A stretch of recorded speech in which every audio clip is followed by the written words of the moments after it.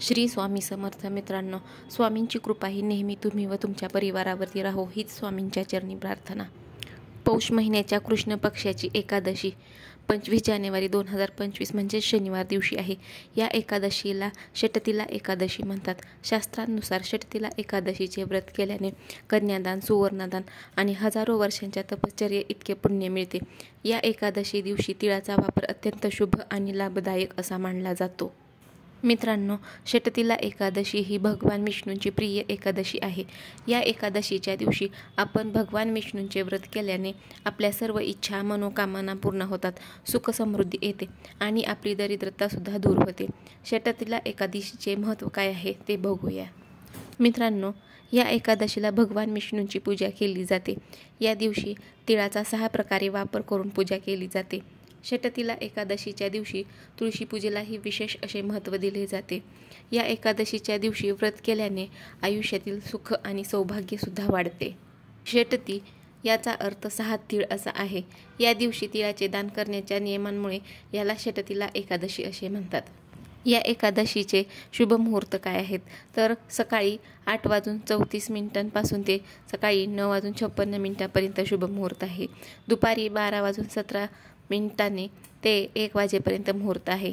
दुपारी 12:39 ते दुपारी 2 वाजेपर्यंत मुहूर्त आहे. दुपारी 3:22 ते संध्याकाळी 4:42 मुहूर्त आहे. तर हे या एकादशीचे शुभ मुहूर्त आहेत. या वेळेत आपण भगवान विष्णूंची पूजा व व्रत करू शकतो.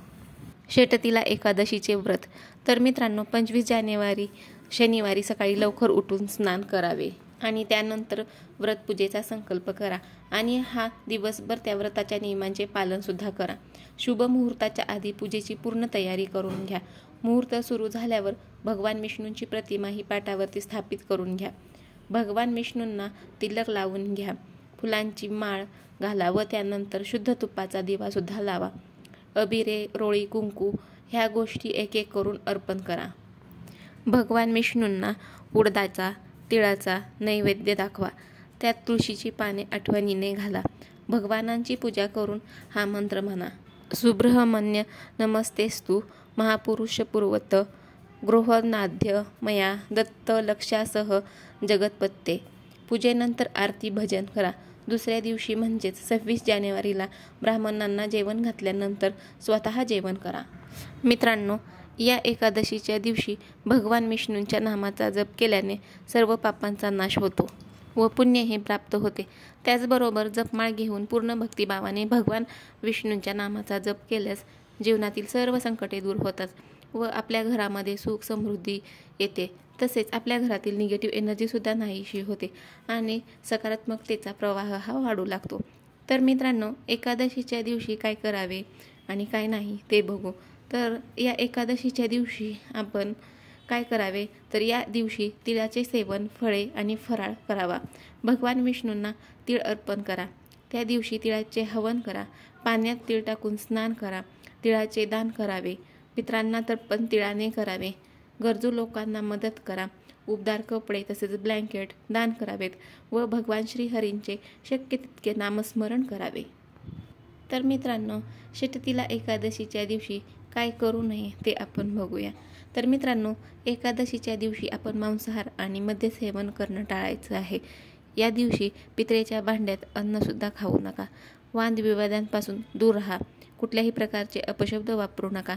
एकादशीच्या व्रतामध्ये मीठ, तेल यांचे सेवन करू नये. एकादशीच्या दिवशी आपल्या रागावरती नियंत्रण ठेवा आणि या दिवशी कोणाचाही अपमान करू नका. या दिवशी पायाखाली तीळ येऊ देऊ नका.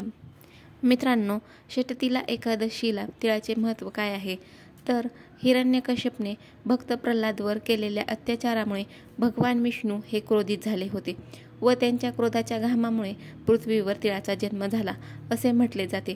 त्यामुळे तीळ हा पवित्र मानला जातो. षटतिला एकादशीला तिळाचे उपयोग हे 6 प्रकारे केला जातो.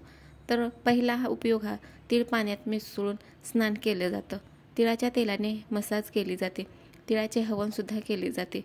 तिळाचे दान केले जाते आणि तिळापासून बनवलेल्या पदार्थांचे सेवन केले जाते. या 6 प्रकारे तिळाचा वापर केल्याने अनेक पापांपासून मुक्ती मिळते असं म्हणतात. मित्रांनो, या एकादशीच्या दिवशी अन्न आणि धान्य या 2 गोष्टी दान केल्याने सुद्धा खूप मोठा लाभ होतो. आपल्या घरामध्ये सुख समृद्धीसुद्धा येते. त्यामुळे या दिवशी आपल्याला जमल तेवढं आपण दान करावं. तर मित्रांनो, ह्या व्हिडिओमधील माहिती तुम्हाला आवडली असेल तर नक्की लाईक, शेअर, सबस्क्राईब आणि कॉमेंट करायला विसरू नका. श्री स्वामी समर्थ. जय जय स्वामी समर्थ. अनंत कोटी ब्रह्मांड नायक श्री स्वामी समर्थ. अशक्य ही शक्य करतील स्वामी.